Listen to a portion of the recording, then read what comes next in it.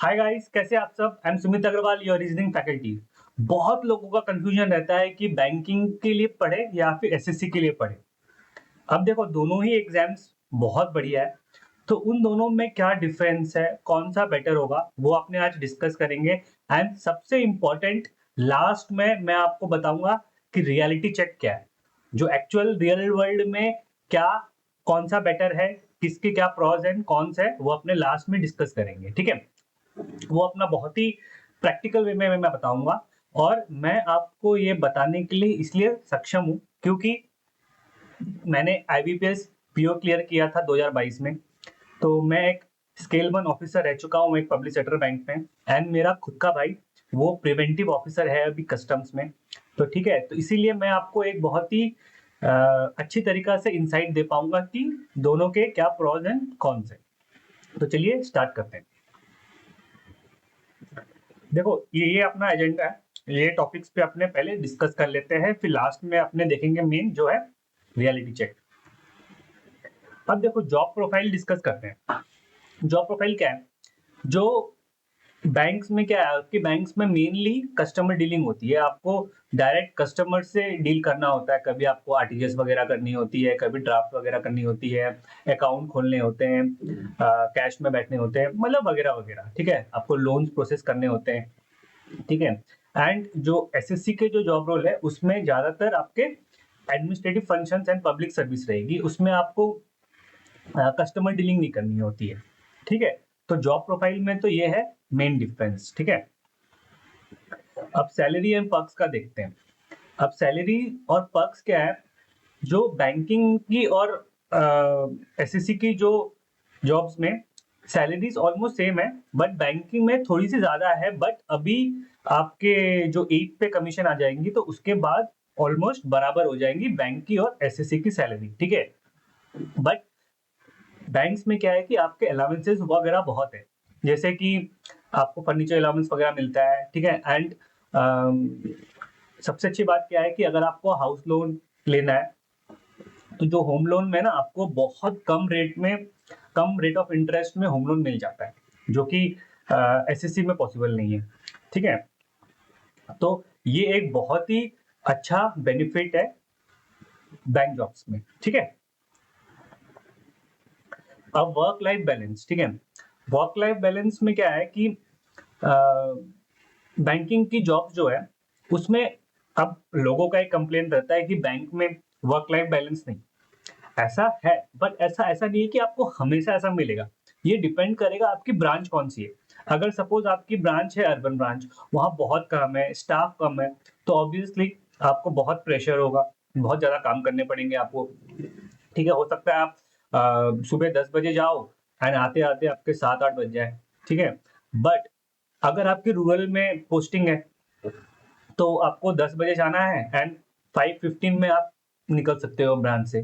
तो all together it depends on the branch. अगर मान लो कोई बड़ी ब्रांच भी है बट वहां पे स्टाफ एडुकेट है, ठीक है, तो आप 6 बजे तक निकल सकते हो। एंड अभी मैं देख रहा हूँ कि डे बाय डे जो बैंक्स है, बैंक्स के जो एमडीज वगैरह है, उन लोग बहुत इस चीज को स्ट्रिक्ट हो रहे हैं कि लेट तक ब्रांच में नहीं बैठना है। अभी हाल फिलहाल में मैंने एक वो देखा था सर्कुलर पीएनबी का कि आपको 6 बजे से पहले पहले ब्रांच बंद करनी है। ठीक है, तो आगे आगे वर्क लाइफ बैलेंस बैंक्स में अच्छे करने की बहुत ट्राई चल रही है। ठीक है, एंड एसएससी में क्या है कि एसएससी में आपका मैक्सिमम जो जॉब प्रोफाइल है उसमें आपका वही जो वर्क लाइफ बैलेंस बहुत अच्छा है। ठीक है, आपका एक शेड्यूल टाइम है। बट अब क्या हो रहा है, अभी आपका जो एसएससी की जॉब्स में जो पहले वाली जो बात थी ना, लाइक पहले आप चले गए आराम से आ गए, ठीक है, कोई काम नहीं है, अब वो नहीं रहा। ठीक है, अब कुछ कुछ जॉब प्रोफाइल में एसएससी में भी आपके बहुत ज्यादा प्रेशर है। ठीक है, चाहे आप कस्टम्स बोल लो, इनकम टैक्स बोल लो, बहुत सारे डिपार्टमेंट्स अभी ऐसे हो गए हैं एसएससी में जो बहुत ज्यादा स्क्रूटिनिटी में आ गए बोलो, या फिर बहुत ज्यादा विजिलेंस में आ गए हैं, या फिर मतलब एक ऊपर से काफी प्रेशर बना के रखा जा रहा है। जो पहले वाली जो बात थी जो एक एसएससी में कि यार एक बार एसएससी में हो जाए फिर तो कुछ काम नहीं है, पैसा भी है, सब कुछ है, मतलब सही है, वो वाली बात अब रही नहीं। ठीक है, अब आपको एसएससी में भी काम करना पड़ेगा। ठीक है, अब ग्रोथ एंड ट्रांसफर्स की बात करते हैं, ठीक है। ग्रोथ जो है वो बैंक में फार बेटर है एसएससी से, क्योंकि बैंक में आपका जो एमडी होते हैं, ठीक है, जो ईडीज होते हैं, उन लोग भी जो आपके मतलब जो बैंक में घुसते हैं, उन लोग भी पीओ या क्लर्क से ही घुसते हैं, ठीक है। तो अगर आप पीओ में घुसते हो तो आप डेफिनेटली, अगर आपकी पॉसिबिलिटी है कि आप बैंक के एमडी बन जाओ। जस्ट इमेजिन कि आप एक बैंक के एमडी बन रहे हो, ठीक है। बट एसएससी में ये पॉसिबल नहीं है, ठीक है, क्योंकि एसएससी में क्या है कि आपके यूपीएससी वाले रहते हैं, राइट। तो डेफिनेटली जो ग्रोथ के मैटर में बैंक्स फार अहेड है एसएससी के मामले, एसएससी से, ठीक है। ये तो है ही। अब एक तो ये है पॉजिटिव बहुत ही, बट साथ साथ नेगेटिव भी है ट्रांसफर। ट्रांसफर की क्या है कि एसएससी में क्या है कि आपने एग्जाम दी, अगर आपका रैंक बहुत अच्छा है तो आप अपने पसंदीदा सिटी, अपने पसंदीदा स्टेट वगैरह चूज कर सकते हो, ठीक है। तो आप हमेशा वहीं रहोगे, तो इंटर डिपार्टमेंटल आपका ट्रांसफर वगैरह होगा, तो मतलब आप वहाँ पे घर लेके रह सकते हो, आप सेटल एक हो सकते हो। तो ट्रांसफर यहाँ पे बहुत कम है, ठीक है, और इंटर स्टेट वगैरह तो है ही नहीं। बट बैंक्स में आपके ट्रांसफर बहुत ज्यादा, मतलब बहुत ज्यादा। एंड यहाँ पे ऐसा है कि हर प्रमोशन में आपका ट्रांसफर मैंडेटरी है, ठीक है। अब मान लो 3 साल के बाद आप एक प्रमोशन ले रहे हो, तो डेफिनेट है कि आपका ट्रांसफर भी होगा, ठीक है। अब सपोज आपने, आपका पोस्टिंग थी मुंबई, आपको भेज दिए विशाखापट्टनम, ठीक है। तो कुछ भी हो सकता है, लाइक, ठीक है। तो ये एक बहुत ही बड़ा पंगा है बैंक्स में ट्रांसफर पॉलिसी। बट ये भी बैंक सुधार रहा है, बैंक आगे आगे बहुत काम कर रहा है कि जो ट्रांसफर पॉलिसी है वो थोड़ी सी कन्वीनियंट हो एम्प्लॉयज के लिए, ठीक है। नेक्स्ट देखते हैं, अब एग्जाम डिफिकल्टी की बात करते हैं। देखो, एग्जाम्स, आपका जो एसएससी के एग्जाम्स होते हैं उसमें आपको बहुत ज्यादा स्कोर करना रहता है, मतलब आपको 90% तक भी स्कोर करना रहता है, ठीक है।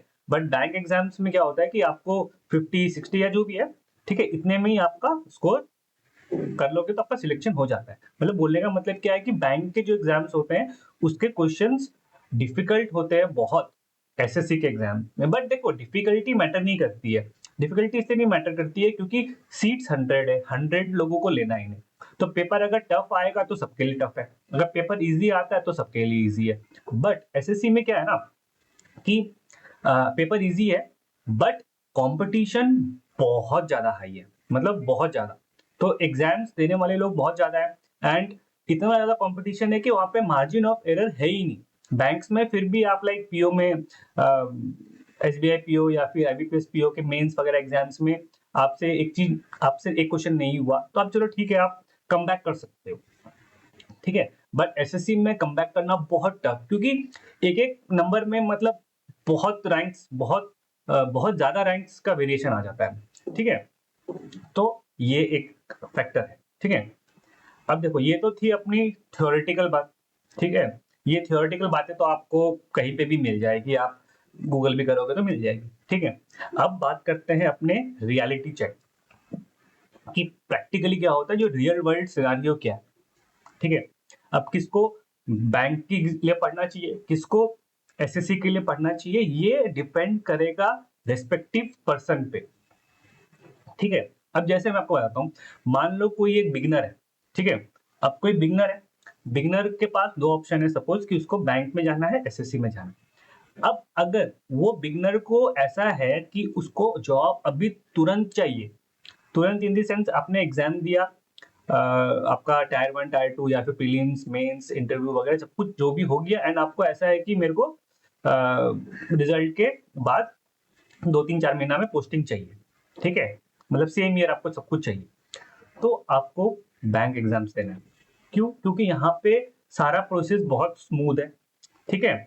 अगर आपने मेहनत की है तो डेफिनेटली आपको रिजल्ट मिलेगा ना, आपकी बहुत जल्दी प्लेसमेंट हो जाएगी। बट एसएससी में ये प्रॉब्लम है, एसएससी में क्या प्रॉब्लम है कि आपने एग्जाम दिया, आपकी एग्जाम अच्छी गई, ठीक है, आपने जो मतलब दोनों एग्जाम्स टायर 1 टायर 2 वगैरह जो भी जितनी भी एग्जाम्स वगैरह आपने सब कुछ दे दी, सब कुछ टाइपिंग वाइपिंग सब कुछ हो गया आपका। बट आप बैठे रहोगे कि आपके पास प्लेसमेंट ही नहीं आ रही, आपकी पोस्टिंग ही नहीं आ रही। पता चला आपको, आपने सब कुछ कर लिया, आपने घर में भी बोल दिया कि मेरे नंबर इतने हैं, मेरे एनालिसिस टीचर्स के हिसाब से मेरे को श्योर शॉट अच्छी पोस्ट मिल जाएगी, इनकम टैक्स इंस्पेक्टर की पोस्ट मिल जाएगी, या एमबीए में मिल जाएगी, सीबीआई में मिल जाएगी, वगैरह वगैरह। लेकिन आपको पता चला 1 हफ्ते बाद कि एक कोर्ट केस आ गया है। अब कोर्ट केस आ गया है तो स्टे ऑर्डर लग गया है, पोस्टिंग्स रुक गई है। अब क्या होगा? पूरा आपका साल बर्बाद, पूरी आपकी मेहनत बर्बाद, फिर से वापस बैक टू जीरो, वापस से आपको अगली साल के लिए पेपर देना। ठीक है, तो ये इश्यूज बहुत होते हैं। एंड वन मोर थिंग कि आपने बैंक के लिए पढ़ाई की, बहुत अच्छे से की, और तो डेफिनेट है कि आपको प्लेसमेंट मिल जाएगा, मतलब आपको जॉब लग जाएगी। बट मतलब बैंक में लक बेस्ड फैक्टर उतना नहीं है, बट एसएससी में लक बेस्ड फैक्टर बहुत सारा है, बहुत, मतलब हद से ज्यादा है। ठीक है, अब मैं आपको बता रहा हूँ, मैंने एक बार एसएससी दिया था 2019 वाले पेपर। ठीक है, उसमें क्या हुआ कि प्रीलिम्स में ठीक था, प्रीलिम्स में मेरे 200 में 185.5 या 186.5 समथिंग आए थे, अच्छे थे मार्क्स। ठीक है, टायर 2 में क्या हुआ? टायर 2 में उन्होंने 3 शिफ्ट में पेपर करवाया। ठीक है, 15, 16, 18, 3 दिन। अब 15 और 16 का पेपर चलो ऑलमोस्ट सेम। अब 18 को उन्होंने दे दिया इतना इजी पेपर, सीजीएल के बाद बता रहा हूँ, इतना इजी पेपर दे दिया उन्होंने कि जो नॉर्मलाइजेशन प्रोसेस है ना, वो काम ही नहीं किया। तो उससे क्या हो गया?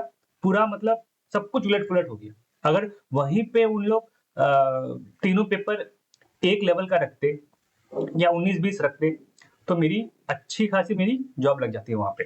ठीक है, उस टाइम जब मैंने दी थी। ठीक है, बट उस टाइम नहीं लगी। क्यों? क्योंकि नॉर्मलाइजेशन बहुत एब्सर्ड हो गया। ठीक है, तो अब मैं क्या करूं, वेट कर नहीं सकता था। मैंने बैंक की एग्जाम दी और मेरी फिर बैंक में सिलेक्शन होगी। तो बोलने का मतलब मेरा ये है ना कि आप एसएससी के भरोसे में बैठ नहीं सकते। ठीक है, हाँ, अगर आपके पास ऐसा है कि आपकी फैमिली कंडीशंस ठीक है, आपको ऐसे आप अभी भी कॉलेज से निकले हो, एंड आपको ऐसा नहीं है कि आप 2-2.5 साल जो भी है आप वेट कर सकते हो। ठीक है, कि चलो ठीक है, अभी नहीं आई, बाद में आ जाएगी। अभी स्टे ऑर्डर है, 6 महीने बाद या 1 साल बाद स्टे ऑर्डर हटेगा, तब प्लेसमेंट मिल जाएगी। अगर आप में वो पेशेंस है, आपके फाइनेंशियल कंडीशंस वगैरह ठीक है, मतलब एक अर्जेंसी नहीं है आपको जॉब लेने के लिए, तब तो एसएससी आपके लिए बढ़िया है। क्योंकि एसएससी की जो जॉब्स है ना, वो बहुत एक बोला जाता है ना, पावरफुल जॉब है। आप सपोज इनकम टैक्स इंस्पेक्टर हो, या आप सीबीआई में हो, या ईडी में हो, तो आप एक आपकी एक सोशल स्टेटस जो होती है वो बहुत अलग लेवल की होती है। क्योंकि आप किसी को भी बोलोगे यार मैं सीबीआई में हूँ, तो आप बहुत बोलते ना, वो चौड़ होके बोल सकते हो। बट अगर आप बोलोगे कि यार मैं बैंक में हूँ, ठीक है, बैंक ऑफिसर हूँ, ठीक है, असिस्टेंट मैनेजर या फिर स्केल 1 ऑफिसर हूँ, तो उतना कोई वैसा कोई है नहीं। ठीक है, हाँ, अगर आपका जो लोकल एरिया है, लोकल एरिया में आप बहुत आप लोन्स वगैरह में हो, ठीक है, तो आपका एक सोशल स्टेटस है, क्योंकि बड़े बड़े बिजनेसमैन जो है वो आ रहे हैं आपके पास, आपसे लोन करवा रहे हैं, तब आपका एक अलग से सोशल स्टेटस बनता है। ठीक है, बट आप अगर नॉर्मल आरटीजीएस वगैरह कर रहे हो, कैश में बैठ रहे हो, तो उतना कुछ नहीं है कंपेयर टू एसएससी। ठीक है, तो ये सब फैक्टर्स हैं। ठीक है, एंड अब आपको क्या ध्यान देना है कि अब प्रॉब्लम ये है ना, देखो, ये तो हो गया कि आपको क्या चूज करना है, ये हो गया दोनों के क्वालिटीज वगैरह के बारे में। But the main thing is ना, कि एक अनएम्प्लॉयड पर्सन के लिए सबसे ज्यादा जरूरी क्या है? एम्प्लॉयमेंट। ठीक है, सबसे ज्यादा जरूरी है कि एम्प्लॉयमेंट लेनी है हमें, चाहे वो कैसी भी जॉब हो, कौन सी भी जॉब हो। तो वो आप कैसे लोगे? वो आप तभी लोगे ना जब आपको पता हो कि कौन सी एग्जाम आप निकाल सकते हो। ठीक है, तो सबसे जरूरी चीज ये है कि आपको ये पता होनी चाहिए कि क्या मैं एसएससी निकाल सकता हूँ या मैं बैंक निकाल सकता हूँ, अगर आप अनएम्प्लॉयड हो तो। आपको सबसे पहला आपका टारगेट होना चाहिए, मेरे को जॉब लेनी है। अब चक्कर क्या है कि मान लो आपकी इंग्लिश बहुत वीक है, बहुत ज्यादा वीक है, और आप टारगेट कर रहे हो SBI PO mains, IBPS PO mains, sorry IBPS PO या एसबीआई पीओ के एग्जाम टारगेट कर रहे हो, तब दिक्कतें आएगी। तब दिक्कतें क्यों आएगी? क्योंकि बैंक में आपके इंग्लिश बहुत टफ पूछी जाती है कंपेयर टू एसएससी। एसएससी में बहुत ही हलवा टाइप के क्वेश्चन आते हैं, वो बेसिक आप ग्रामर वगैरह ये सब कर लोगे तो भी आप कर लोगे। बट बैंक्स में जो इंग्लिश आती है उसमें लाइक आपकी एक प्रॉपर कंप्रीहेंशन पावर होनी चाहिए, आपने बहुत अच्छा रीडिंग की हो, आप न्यूज़पेपर्स वगैरह पढ़ते हो, या लाइक मतलब बोलते हैं ना कि एक अच्छी खासी इंग्लिश में कमांड होनी चाहिए अगर आपको बैंक में इंग्लिश में अच्छा स्कोर करना है तो, ठीक है? तो आपको ये देखना है कि इंग्लिश कैसी है आपकी। फिर सेकंड चीज़ आपको ये देखनी है कि आपकी जो डीआई बेटर है, आप डीआई अच्छे से कर पा रहे हो, या आप क्वांट्स में आपके जैसे अरिथमेटिक वगैरह के क्वेश्चंस है वो आप इंस्टेंट कर पा रहे हो, कि मतलब एक आपको वो एक देखना है कि आप कौन सा एग्जाम क्लियर कर सकते हो, ठीक है? आप में कौन सी सब्जेक्ट्स को लेके कॉन्फिडेंस आ रही है। अगर इंग्लिश में है तो आप डेफिनेटली आप जाओ बैंकिंग के लिए, ठीक है? अब आपको बहुत लोग ऐसे मिल जाएंगे कि जो लोग बैंक की जॉब छोड़ के एसएससी में गए, ठीक है? क्योंकि एक एसएससी बहुत ही पावरफुल टाइप की जॉब लगती है। ऐसा लगता है कि यार पता नहीं क्या होगा, बहुत कुछ हो जाएगा, ठीक है? लोगों को लगता है कि बहुत सारा पैसा कमा लेंगे, ये वो वगैरह-वगैरह। बट ट्रस्ट मी, अभी एसएससी में वो पहले वाली बात नहीं है, ठीक है?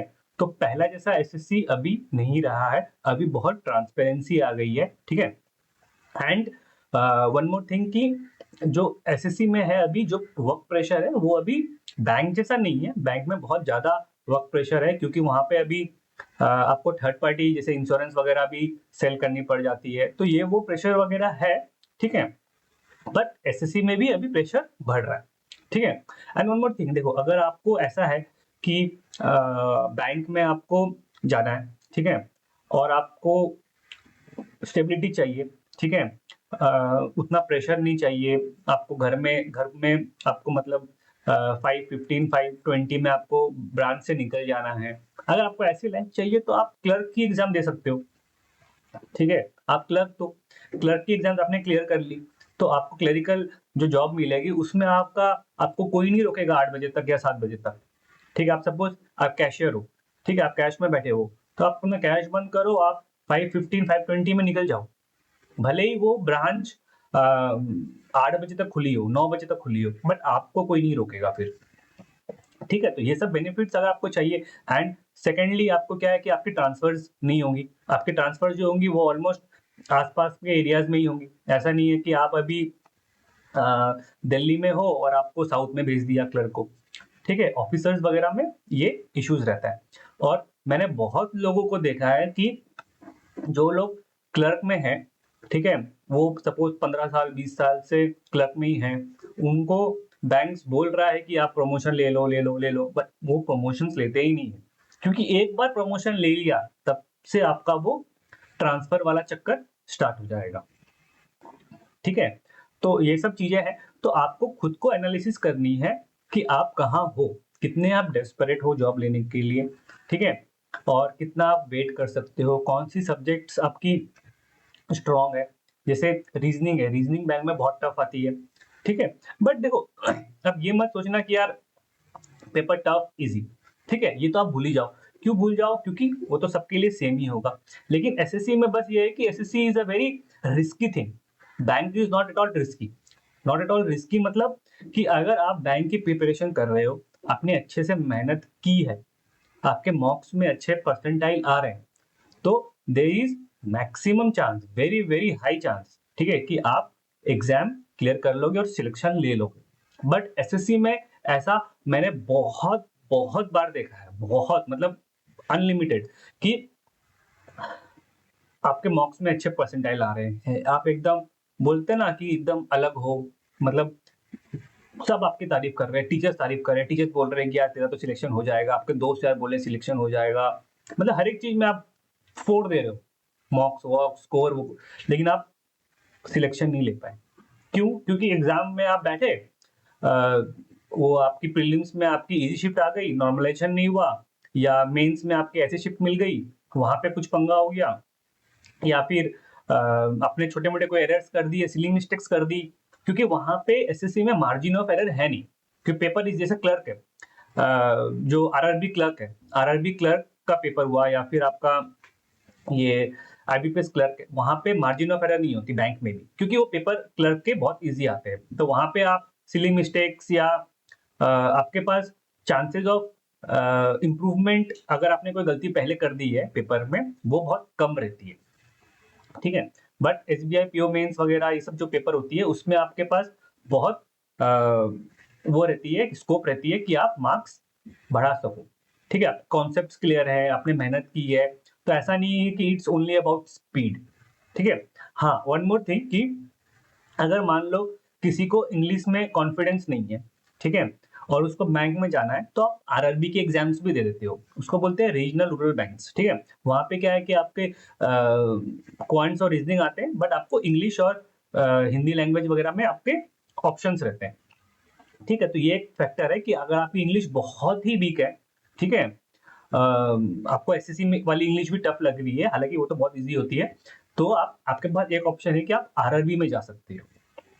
ठीक है, तो ये सब चीजें हैं, तो सब कुछ जो है एसएससी या बैंक, अब एसएससी और बैंक जो भी है वो आपको डिपेंड करेगा कि इंडिविजुअल इंडिविजुअल पे डिपेंड करेगा। ऐसे आप ओवरऑल नहीं बोल सकते कि यार बैंक की जॉब्स बहुत बढ़िया है, या फिर आप ये भी नहीं बोल सकते कि एसएससी की जॉब्स बहुत बढ़िया है। ठीक है, तो ये सब चीजें हैं, ये सब चीजें आपको ध्यान रखनी है, खुद आपको देखना है कि आप कहाँ हो। ठीक है, तो आई होप मैंने आप लोग को क्लियर किया होगा। ठीक है, तो चलिए मिलते हैं नेक्स्ट सेशन में। Thank you, tata, good bye.